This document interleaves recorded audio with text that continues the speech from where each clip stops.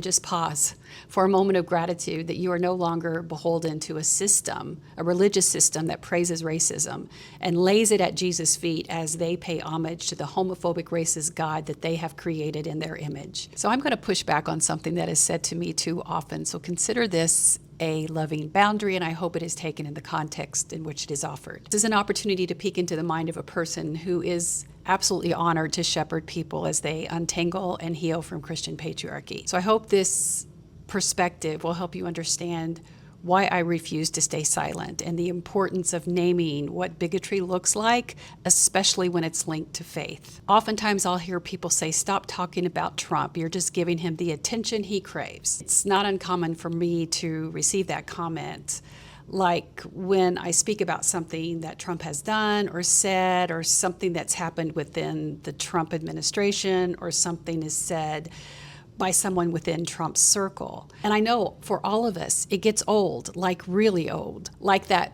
1 second after you wake up and things feel a little normal, before you remember that we're living in a country that's spiraling towards fascism at breakneck speed. I too am absolutely sick of it, which is why I chose to stay completely away from the UFC Freedom 250 fight that Trump branded as an honor to America's 250th birthday, when it was really about Trump draining the swamp, like he drained it into the rose garden and then into the reflecting pool so the algae could symbolically flourish. And then he drained it into the east wing and demolished it. And then ultimately he drained it into the south lawn of the White House. I was not going to give Trump any of my time for his 80th birthday. That's how I decided to honor it, by ignoring it. And it wasn't until I awoke Monday morning to the news that I heard the first thing about the UFC Freedom 20 event. And it came in a video about a fighter I had never heard of using a slur against Michelle Obama.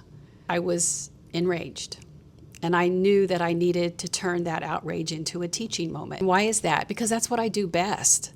I turn what others meant for harm into something that helps people deconstruct another layer of their Christian indoctrination. So I posted a quick video on my social media platforms, and the comments have been predictable, with many thanking me for sharing my insight, and not surprisingly, there's going to be toxic comments, because welcome to social media. And there were a few that said some version of don't post about this. And when I saw those arrive, I knew it was time for that loving boundary and a lesson on why silence is not holy, at least for me.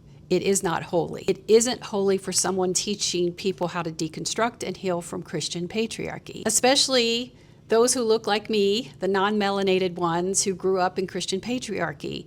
We not only handed over our spirituality to church leaders, we also handed over our moral compass, including our moral outrage.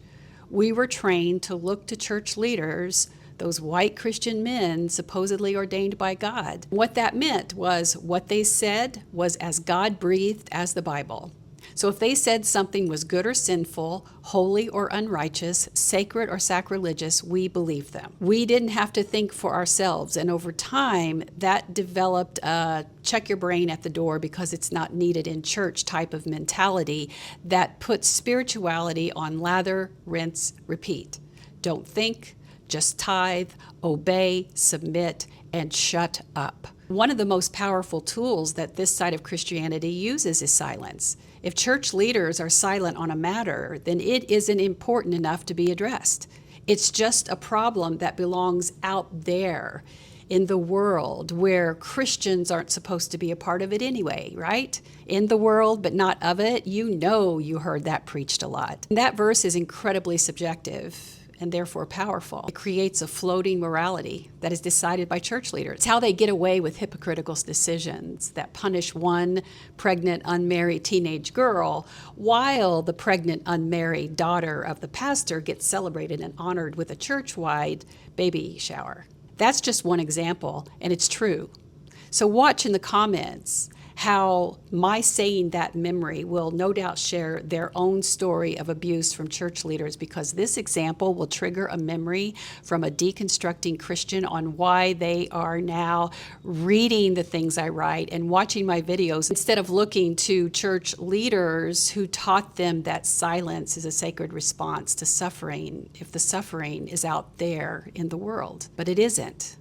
That is weaponized empathy, a gross emotional and spiritual manipulation that is useful in the hands of the powerful and deadly to the ones being harmed, being marginalized, being dehumanized. That is exactly what that fighter did when he stood on the White House lawn and yelled into the camera about Michelle Obama. Let me be very clear here. I am not speaking on behalf of Black and brown people who are saying they refuse to name this harm. I respect their decision and am honoring their right to do so. But I'm also listening to the many Black creators, many of whom I am mutuals with, and they are my mentors, who are screaming at the top of their lungs for white people to call this out, to name the harm, to show up in this moment as a testament to our desire to be a helpful advocate or ally, if they choose to label us as one. This moment isn't either or, it's yes and.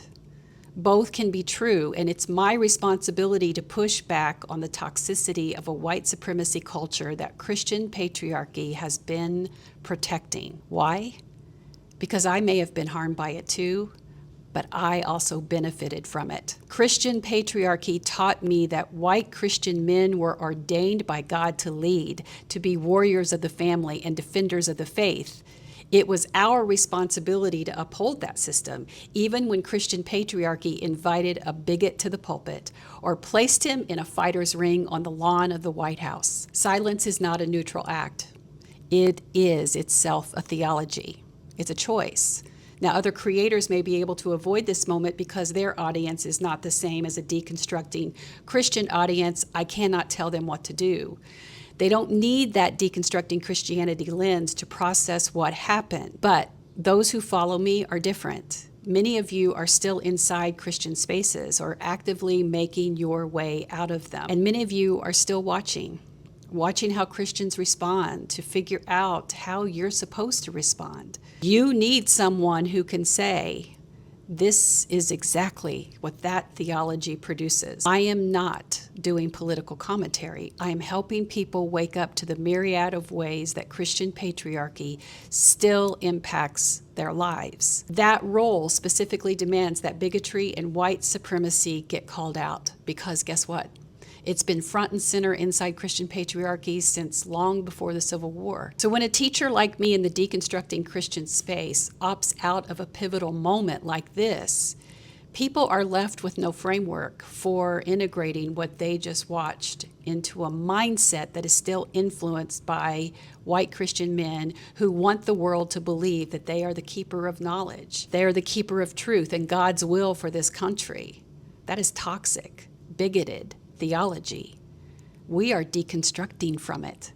We do so by calling out hatred, especially when Christianity wraps it in a flag and pretends that it's America. My job is to make sure you don't forget. I said it and I meant it. We must never forget. But you cannot memorialize what you cannot name. You cannot resist what you are not allowing yourself to clearly see. So I am naming it. I am keeping it in frame, and I will not apologize for that. That's my loving boundary. Activism is not passive, and silence is not holy. Being an agent for good trouble and change, that's what's holy. Now, I have this as a writing on Substack. You can join me there.